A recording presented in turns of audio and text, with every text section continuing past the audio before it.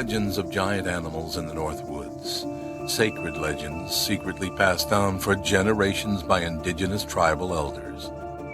They believe they should be left alone.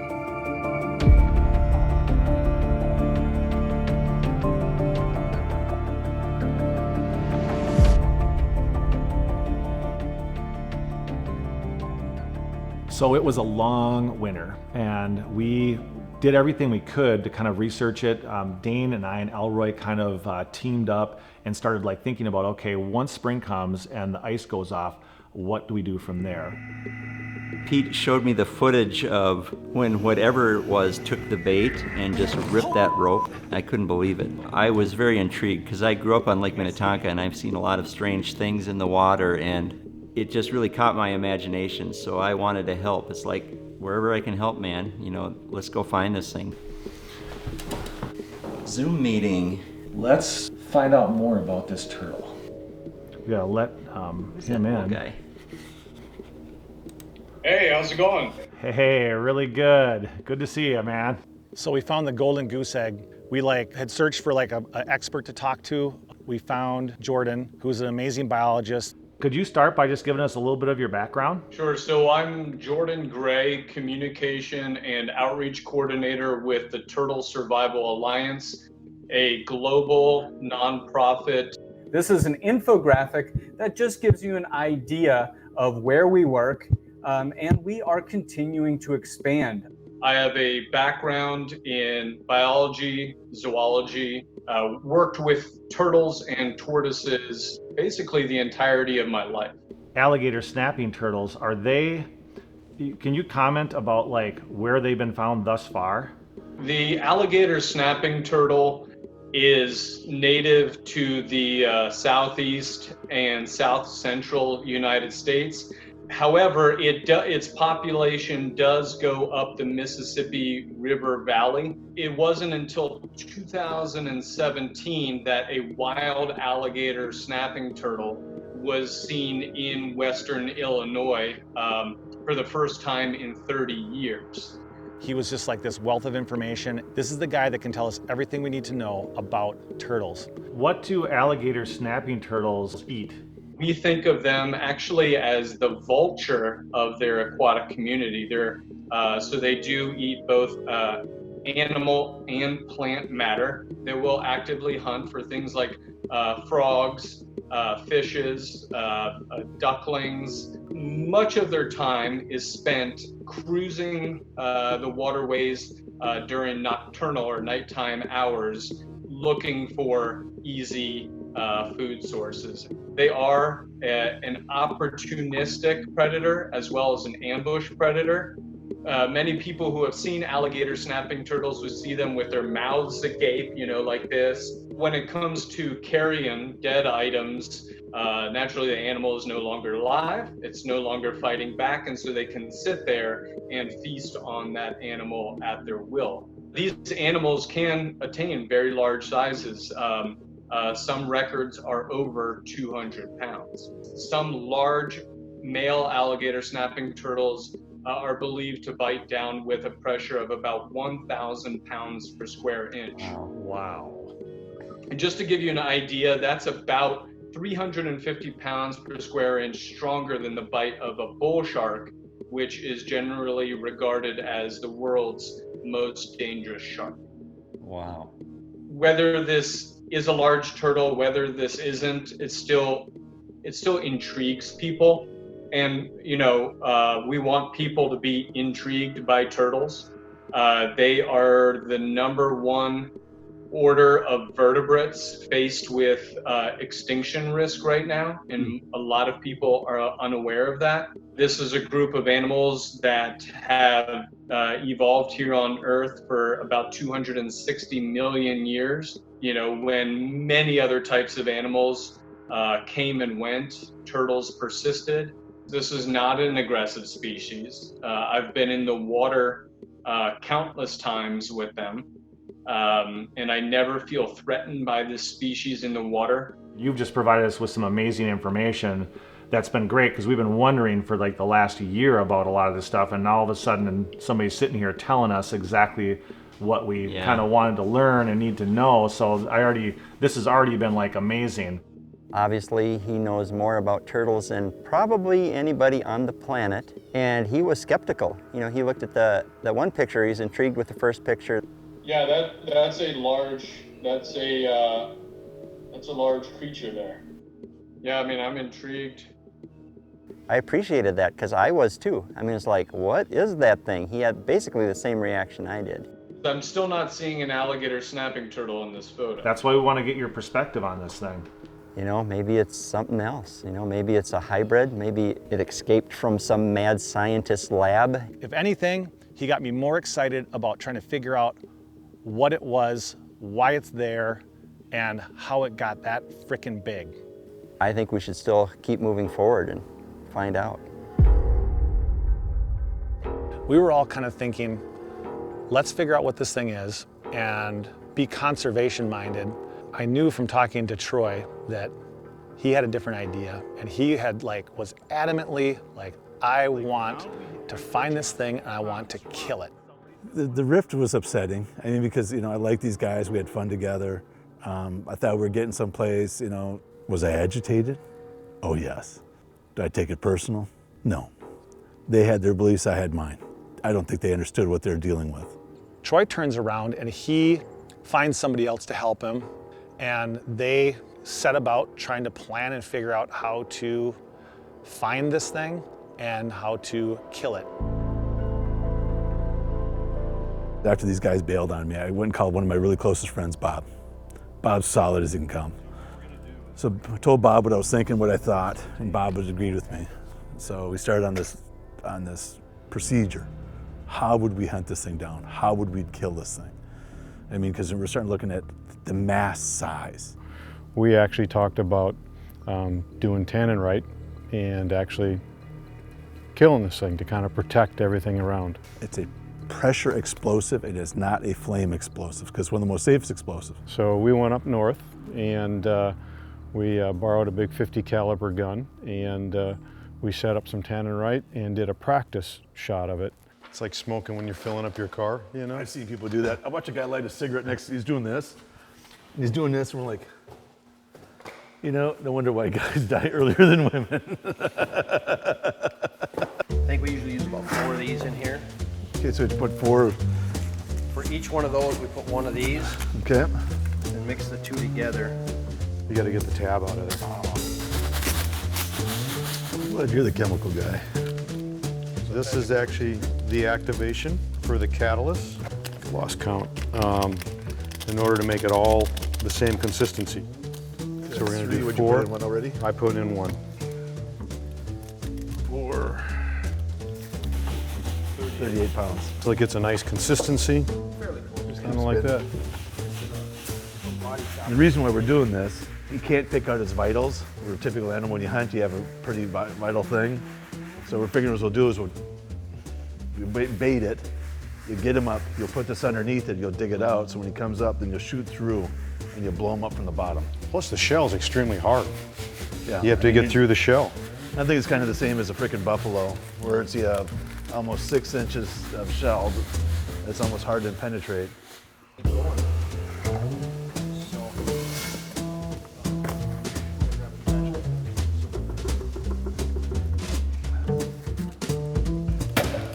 Chemistry made easy.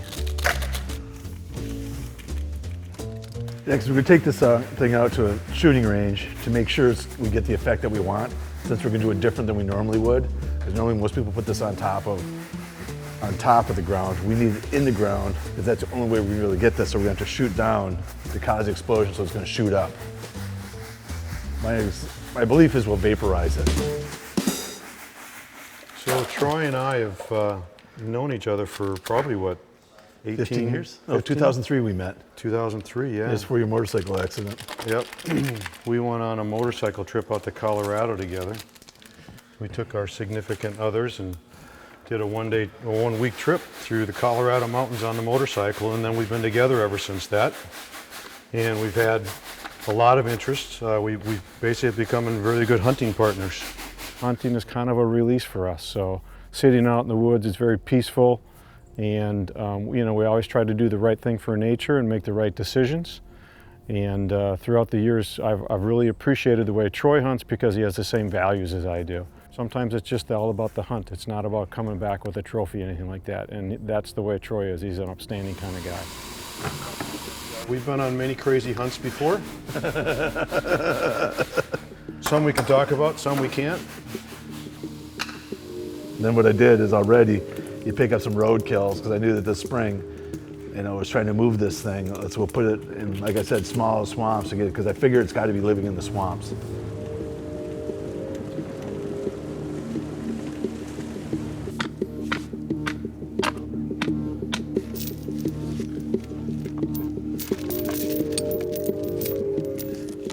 Take a little like this, throw it in the water, get him a little curious.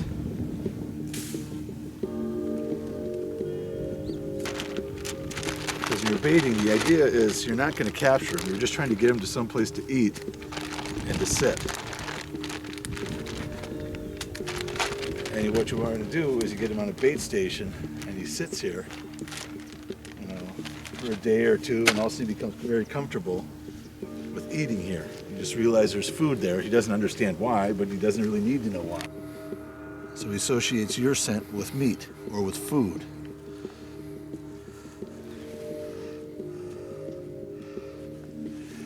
We've got the bait set up just kind of like to get him to come out, because if you look at here, it's a perfect run for him to come in. What we'll do is we'll take this stuff, and once we know we have an active bait going on, what we'll do is we'll bury an area and we'll spray paint kind of a bullseye on the ground, so no matter what angle we're at, all we have to do is we just follow the down to where the bullseye is, because I assume this thing is so big that it's going to sit on over most of it. We're going to get them up to here, and this is where you're going to put your tannerite.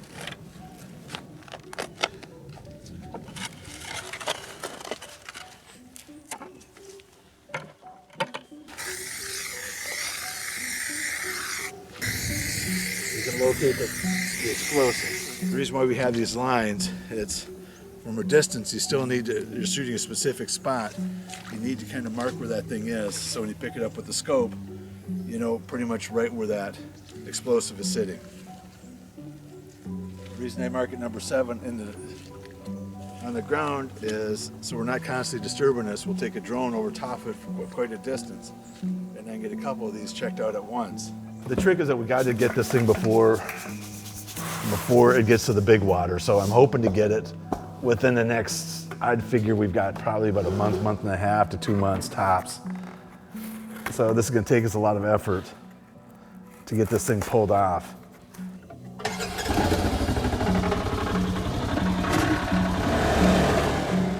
So I decided to use a drone to get out and take a look around and see the habitat, see if I could find the turtle itself, but also I knew that Troy was baiting. I thought maybe I could use the drone to find some of his bait stations. Boy, does this ever look different from the wintertime. That's where Elroy and I were in the middle of the winter, where he thinks the Mikinaak hibernates and where it is now. It's also where the first footage was captured of the Mikinaak. Just heard something in the water over there. Tech spooked a little bit, but he's coming down still. What the hell is that? I am just hoping that this thing is a one and done. Yeah. But those guys are in the belief there's a couple of them, and I'm thinking if it's a couple of them, it means it's genetically this big, which then we got a problem. If it's that big, then there's more than one, then it's an entire game on. Because could have laid eggs somewhere and something like that. Could be a couple of them. Yeah. Okay. Okay, perfect. Look at how many pounds, that's about 40. Yeah, we're there. Yeah, that should make a mess. Using that amount of tannerite was, we had no idea what we're doing. I mean, you're watching videos and you're trying to assume, and you see people do 5 pounds, and you're just kind of guessing on how to handle this. That's when we took the 48 pounds and we put it together, and it's like, okay, well, then Bob and I are like, well, what do you think's a safe distance? And I said, well, I've seen some of those videos. It gets pretty scary. So we really, really backed it up. So in our neighborhood, there's a gun club that everybody belongs to. It's where people kind of collect, and I'm there one day talking to the guy that's running it, and he's like, oh, I just saw your friend Troy. He was just here, and he was asking about shooting a 50 cal. I looked at him and said, are you nuts? You can't shoot anything like that in the southern half of Minnesota. Well, the gun club guy goes, well, Troy said that he would just go to Kingswood Forest and sight it in and test it. So I call up Dane and we meet up there and we just basically go searching for him.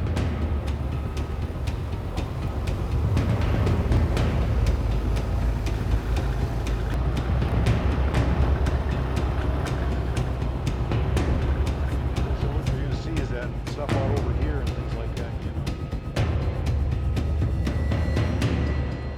Hey, Troy and Bob, they're out there someplace right now. We gotta go look.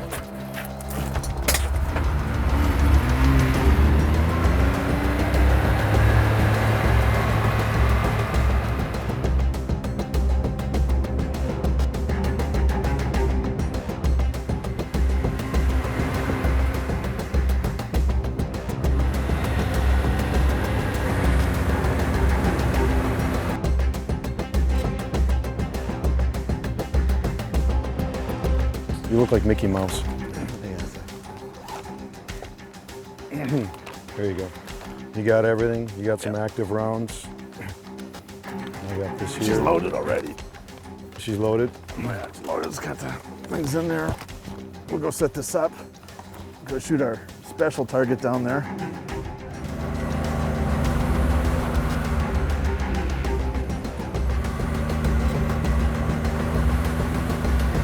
Dane, have you seen anything? I don't see anything. Not yet.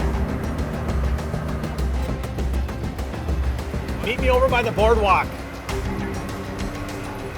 Well, figure 350 to 400, we better be dead on. So when we were getting ready to do the test shot, putting all this tannerite together, it was actually the mass quantity. I've never seen this amount of material in one spot. We're always worried if we were going to be close enough or far enough away. We knew that we could shoot it because, you know, Troy's a dead-on shot. Here's your magazine.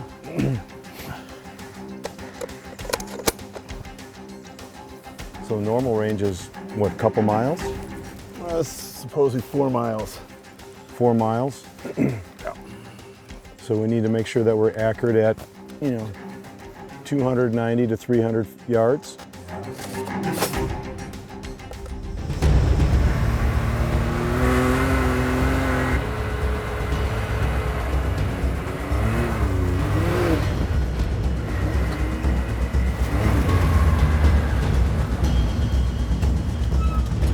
Did you hear anything? No.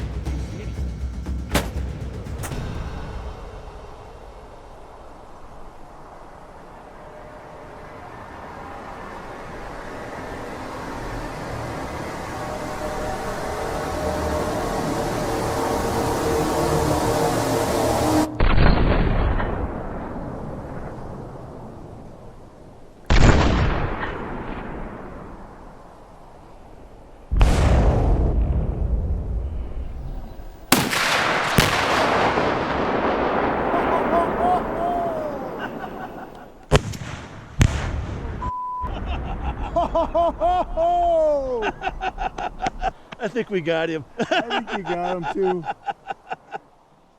Wow. That will take care of anything and everything that we come near. It was just like this massive wallop that hits you. The amount of pressure that comes back from it. And it's just enormous. You keep looking at that thing and you're like, my God. We think that the cloud went good 100 feet in the air. The full-out explosion radius was intense. It flattened everything near it. When you hunt, you kind of need to know what you're shooting at, vitals, the whole package. So then Bob and I looked online, found a picture of one of these things, took it to a 3D printer and had the thing blown up as huge as possible. And we brought it out there and we thought it was funny. Holy buckets. I mean, I've never experienced anything as strong as that. I felt it in my chest. It was almost like it stopped my heart for a couple seconds because it was so explosive. It was just like a CGI effect out of a movie. Little did we know that Pete and Dane were out there looking for us. Just missed a tornado, have to take shelter. It's basically a supersized reptile trap. There it is. Holy